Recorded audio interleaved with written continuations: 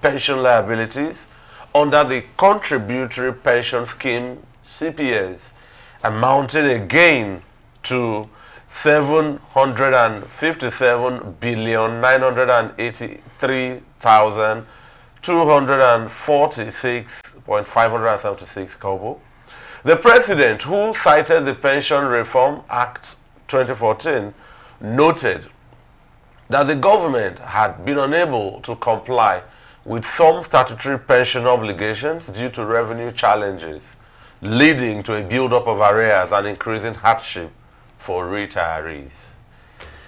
That's the main conversation. But before we do that, I would like to tell Nigerians the Democracy Day, it's not May 29, as I earlier said.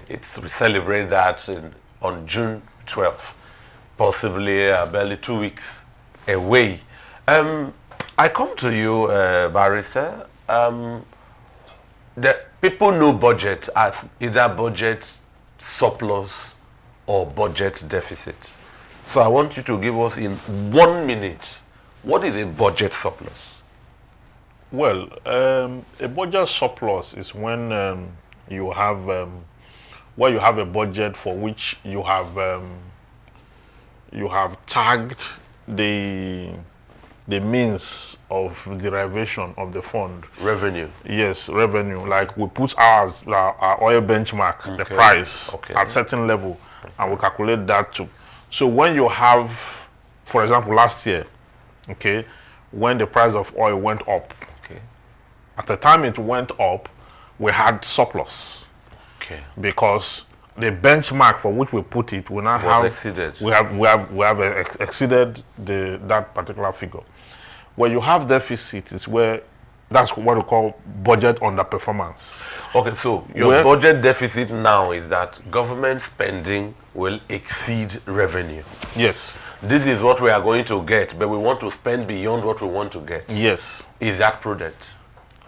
Well, it's not prudent, but when you have items and agendas and you have budgets already that do not capture the full reality.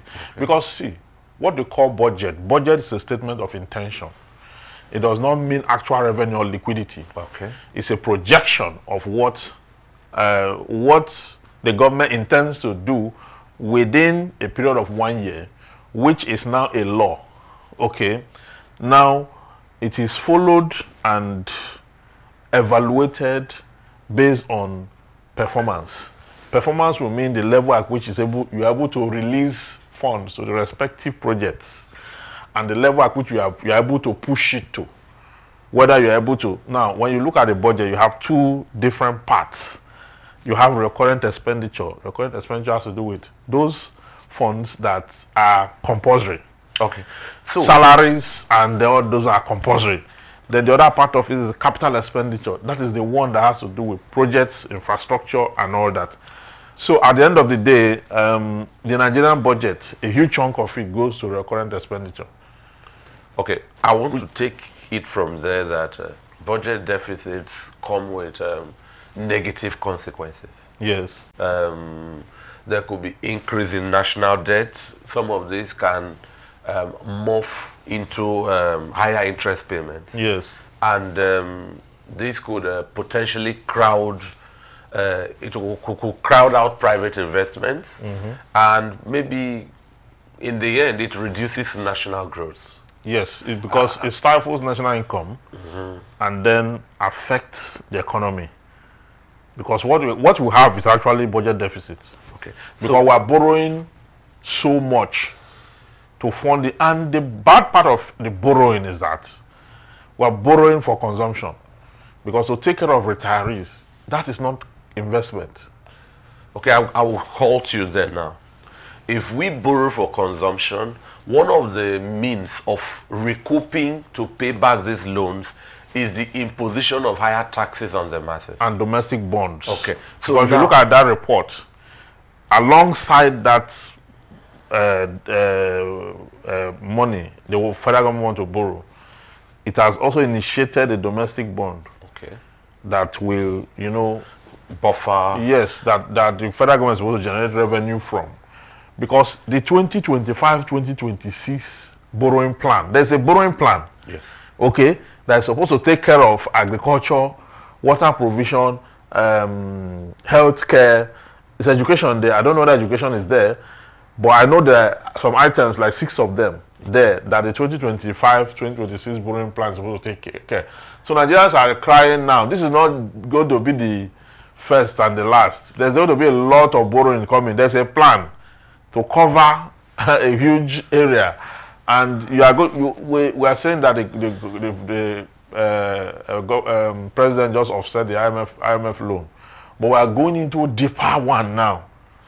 Okay. Because we don't have the resources to take care of our budgets.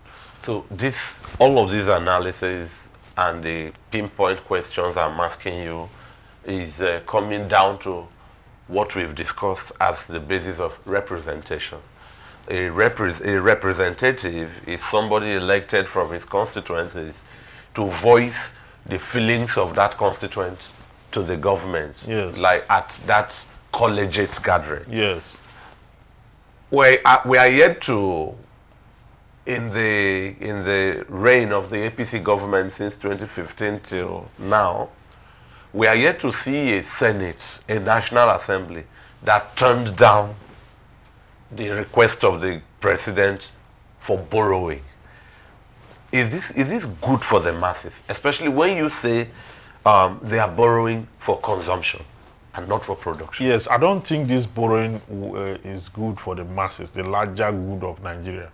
I know that pensioners that are being owed, based on the 2014 Pension Reform Act that created this contributory pension, the federal government they ran into trouble, serious problem, with the custodians, that's the pension bodies, those institutions that will house the funds, okay, to be paying to the pensioners. And the federal government is owing a lot in that area. Okay, what I thought they should have done is to look inward, focus on that bond, and then map out a strategy, maybe 3 months, in which they can get enough money from the issuance of bond and pay that money gradually, instead of to borrow lump sum to just offset, and you go run into bigger debt. The federal government could have paid that money gradually, and the pensioners will get it. Yes, since you don't give them that money really all at once.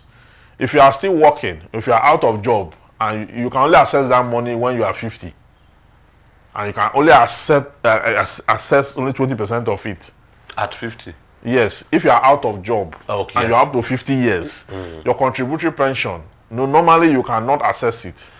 But when you are out of job and you are 50, you can access 20% of it, because you are not yet retired at 50. It's when you retire, fully retire, that they'll be paying you based on what you have. They'll be paying you maybe 30, or depending on what you have, until a long period of time, when you're able to exhaust what you have. But if you are temporarily out of job, because some people, once they go out of job, the next day they'll go say they want to collect their pension. But no, the law didn't say you can do that. The law say you can only access 20% of it when you are 50 and you're out of job. So you can always reintegrate. You understand? So it's not funds that is required one day. So the federal government could have come up with a plan to pay this money gradually, instead of taking that huge amount as a loan. Then go into, now we're heading to 180 trillion naira, from where we were before. And we just offset one IMF, this is that. Let me take it from there. At the time the IMF loan was offset by the president, very commendable move. The pattern of communication made it look like every debt be owed by Nigeria was already offset. That was what it looked like, but it was just a section. Yes. So now I'm coming down over 180 trillion. We've looked at the impact on the masses. Let's look at it as a nation. All of this borrowing, does it not potentially impact Nigeria's sovereignty on the international scene? It depends on the terms and condition of the loan.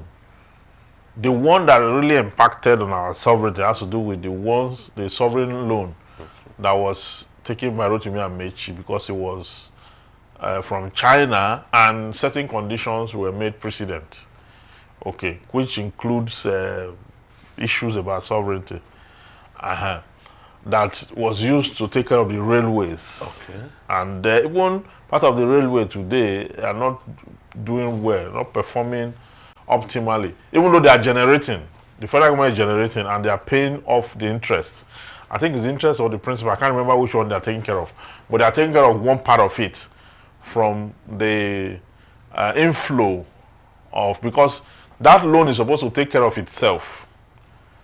It's supposed to pay off itself, then the rail will remain for us. Okay. That's exactly why you have first class in the you have coaches. Yes, you have different classes with different fees, executive and all that. So they are getting so much from that, and at least they are paying something. It's better than not paying anything.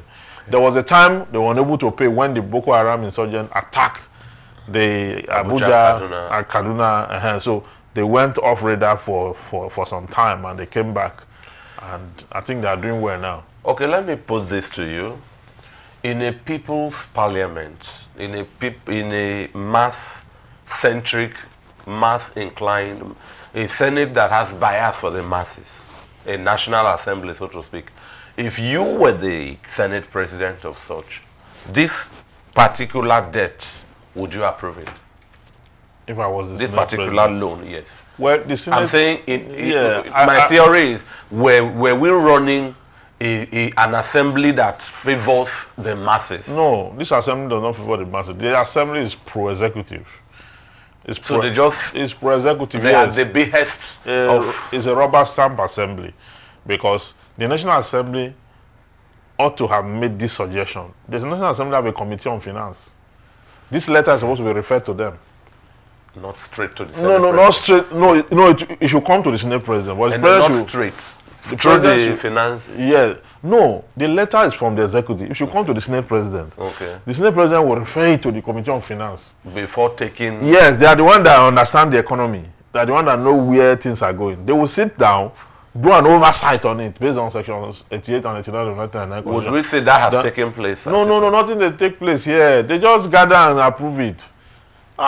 It crashed me and scratched your back government we are running.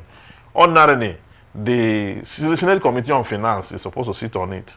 They cannot advise the executive why they are withholding approval. You understand? Just like if you send a bill to the president for assent, after 30 days, if he does not sign it, means he has vetoed it.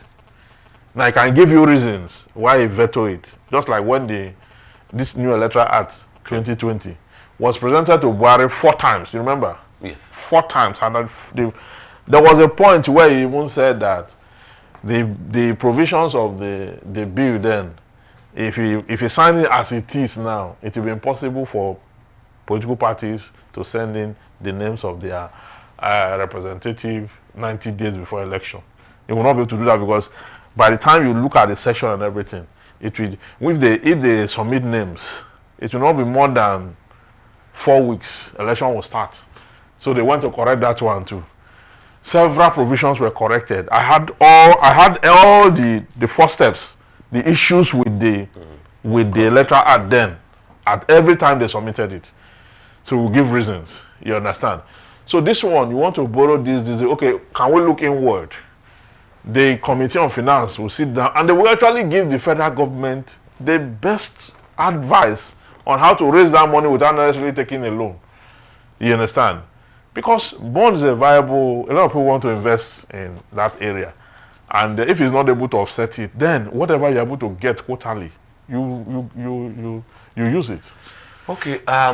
Just avoid loan. That's what I'm saying. Because for consumption. If it were to be for project, I would say there's no need though. It's a project that's going to bring money back. Generate revenue. So what we should do, we look at the project itself, how viable it is. The National Assembly will now sit down and oversight it. Okay. And see its viability and approve accordingly. An ability to generate ROI. Yeah, because this one is to just take and throw inside this thing, and that's all. You can't recoup it. It's for pension. Pension And is expenditure. would all of it all even go into that pension? That is what we are saying. It's expenditure. So expenditure is, once you put it down, it's gone. So, Barrister Ofeli, Nigeria is renowned as a blessed country by God. Yes. And we want to believe that these blessings stems from the natural resources. We have human resources, capital resources. If you look at Zamfara, I hear there is gold there. I haven't been there. Now wherever there are gold deposits in the soil, say South Africa, Russia, I don't know the level in Ghana, the mining is strategic and standardized. We have our petroleum resources, and we are stumbling in refining them. We bring them out and then send them and pay for refine. We have land. My cry is, in 2025, I don't know the extent of a mechanized farming we practice. I've just cited 3 instances, both gold, petroleum, agriculture, mechanized, and agro-processing. Can all of this not sustain us and keep us off from this kind of humongous external borrowing? It can. If efficiently run. It can. So why are we not in looking? the first republic, that was exactly the things you mentioned now were the things that sustained this country. And Okay. we're not owing.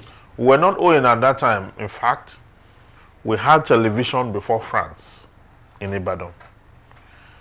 Lagos had electricity in 1867. 1867 had electricity even before part of the United Kingdom, where they were using coal at that time. Okay, so through cocoa, agricultural produce, cassava, groundnut, palm oil and all that, beans. Nigeria was prosperous. And that time, it has even discovered oil, but it didn't even pay attention to it. Because what was giving us money, we had enough that was giving us money. So the oil was an afterthought. It wasn't even as, So when we now, in the 70s, we now shift our attention to oil, the oil boom now followed and all that. That's where we lost it. We now feel that there's free money, so why should you be toiling the soil? Or why should you be... We abandoned it. So wouldn't we have been doubly wealthy farming what was sustaining you plus? Yeah, we would have been very wealthy now. Countries like Mexico, they survive on what? It's not agriculture. And they are doing well. They are doing well. Okay, so many countries of the world, like countries even close to us, Brazil, Kenya and the rest of them, Uganda. Brazil, Argentina, some of these countries, even in Texas, in America, a highly agro-based Egypt and the rest of that, where even they don't have fertile land, they have drought. Bangladesh. Yes. So these countries grew because see, when you produce enough, people will buy. Yeah. Okay, because now and we are a country of first in a lot of things. We are the first in the production of cassava in the world. We are the largest in the production of yam in the world. You see, those 2 items only can sustain Nigeria. Cassava and yam, we are the largest in the world. No country. Are we producing them by mechanized agriculture? We are the largest by subsistence agriculture. This primitive. Yes. Just imagine. What will happen if? Yeah, that's what I'm saying. Just imagine if we have mechanization, if we use mechanization to grow those.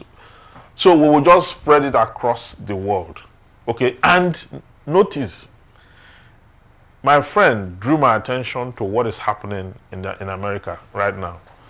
Do you know that the Chinese have discovered our food and the Indians have discovered our food? I discovered all that in the US. That means a huge, wider market for us. When you walk into a restaurant in the US, you meet the Chinese eating eba and egusi soup. You meet the Indians eating the same. So that should be an advantage for us. So we should now, our state governors should develop a program on agriculture on those food that we know that we can export in massive quantity. By the time we do that, not only will people be gainfully employed at the state level, people will be gainfully employed at the grassroots, local governments. Okay, so people can be in their local government. Now that there's internet, there's nothing special about being in Lagos again. There's nothing special about being anywhere. You can be anywhere as long as there's internet. You can link up to the world. So we can all retire to our villages and be very productive at every point. We take our social life to the internet. We'll meet on the internet and converse the normal way we'll converse, So at the end of the day, technology is giving us an edge. We should tap into it. Nigeria should tap. The governors should be creative. They are not creative because of the money coming from Abuja. They just rely on that allocation. And the next thing they do, once they take it, they pay salary, they do one or two. They are not so keen on internally generated revenue, which they can actually expand. Even this agriculture we're talking about, they can also have tax on farmers. Yes, on farmers, on produce, on so many things. All the roads going to, they can, from those tax they generate from agricultural goods from farmers, they can use that to develop those hinterlands. One state I know, I don't know if it is still better now or worse, is Oyo State. Oyo, they have lots of road linking. Oyo after Ibadan is a farming state, unless maybe you go to Ogbomosho and they farm very well. If I want to tell you about Oyo, when you enter from Abeokuta, the Ibarakba area is farm. Igboora, Lalate, Adoawaye, you are going north. As soon as you are done with Fiditi, Isheyin, if you take that route, otherwise, you will see little town, Takba, Otu, Igongon, Igono, and bring you around Agoare.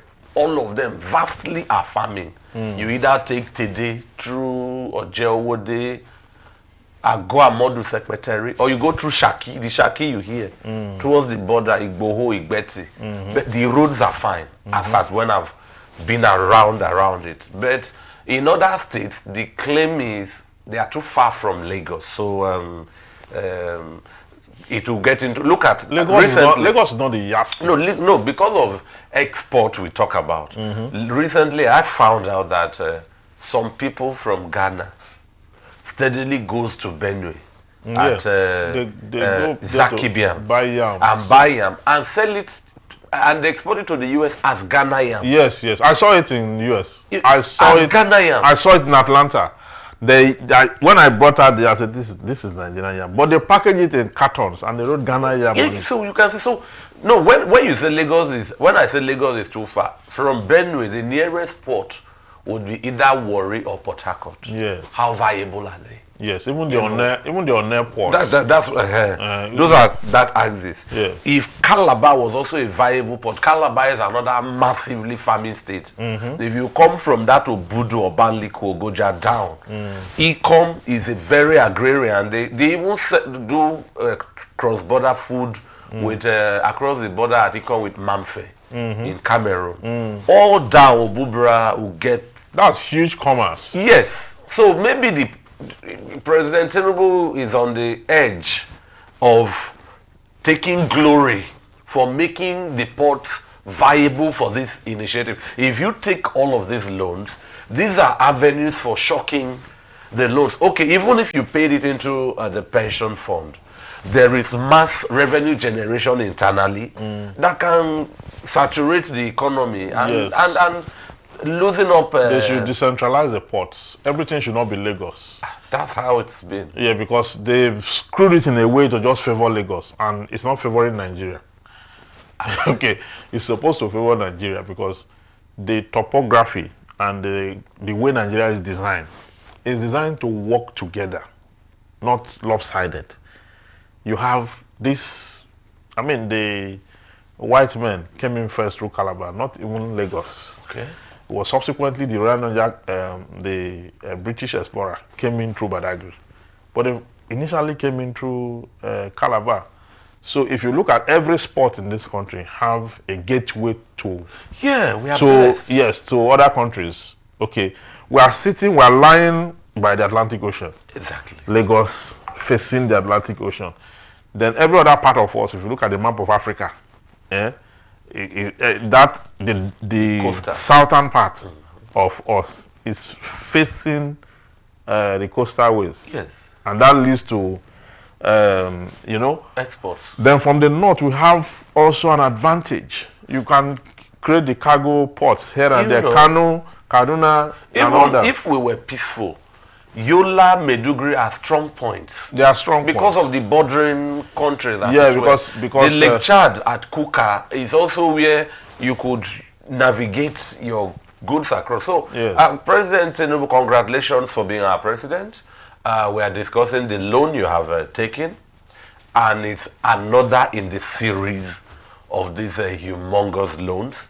And Nigerians look up to you, to your leadership at this time, to help create the enablement, inspire your governors across the states to chase mechanized farming, agro-processing. Imagine the dream of a railway from Makurdi to Calabar. To Calabar. And so all the products via rail from Gombe, Bauchi, Plateau, Nasarawa can converge at Makurdi and go down to Calabar port instead of us chasing the Lagos option. Open up Port Harcourt, One, Warri, let all the ports be as viable and on equal terms like the Apapa and Tinkan ports. Let Nigeria look forward to glory days again. That's the message from Enterprise TV, Barrister Ivan Sofeli. Thanks so much for My pleasure. all of this exposure, which has become a lecture of some sort. As the defeated candidate of the Labour Party, Peter Obi, would say, nothing is bad with borrowing, but you should be borrowing for production and not for consumption. I am Innocent Ajulugba saying thank you. You can follow us on all our social media platforms, Enterprise TV 7, and you will get a full download of everything we do here. We're still holding forth for our main anchor, Henry E. Gwebike, who is away at this time, but will be joining us as soon as possible. Good morning and God bless Nigeria.